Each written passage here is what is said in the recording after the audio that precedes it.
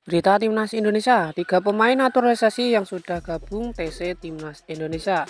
Ya, berikutnya ada nama 3 pemain naturalisasi yang sudah bergabung pemusatan latihan pada FIFA Matchday Juni 2023. Timnas Indonesia kali ini akan melakoni agenda FIFA Matchday, yakni akan menghadapi dua negara kuat, yakni Palestina dan Argentina. Duel melawan Palestina sendiri akan digelar pada tanggal 14 Juni 2023, sedangkan pada melawan Argentina digelar pada 19 Juni 2023. Jelang pertandingan ini, Sintayong sudah merilis 26 pemain yang akan diandalkannya untuk menghadapi dua lawan tersebut. Ya, dari 26 itu, 10 pemain diantaranya adalah pemain abroad atau yang berkarir di luar negeri, baik pemain lokal maupun pemain keturunan dan pemain naturalisasi. Selanjutnya 26 tersebut sudah dipanggil untuk melakoni TC, tapi pemusatan latihan kali ini belumlah lengkap, terutama untuk para pemain yang telah dinaturalisasi. Tercatat baru ada 3 pemain naturalisasi yang baru bergabung untuk melakoni laga pemusatan latihan Timnas Indonesia seiring rampungnya kompetisi di klub masing-masing.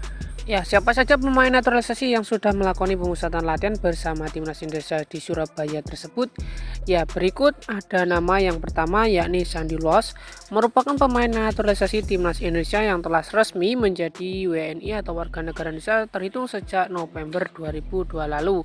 Ya, sejak tuntas dinaturalisasi, pemain KFW Michelin ini baru bisa mengikuti pemusatan latihan sebagai WNI jelang FIFA Matchday Juni 2023. Selain itu, Sandy Walsh juga telah terbebas dari cedera sehingga ia berpotensi melakoni debut saat melawan Palestina ataupun Argentina. Kemudian di urutan kedua ada nama Evar Jenner.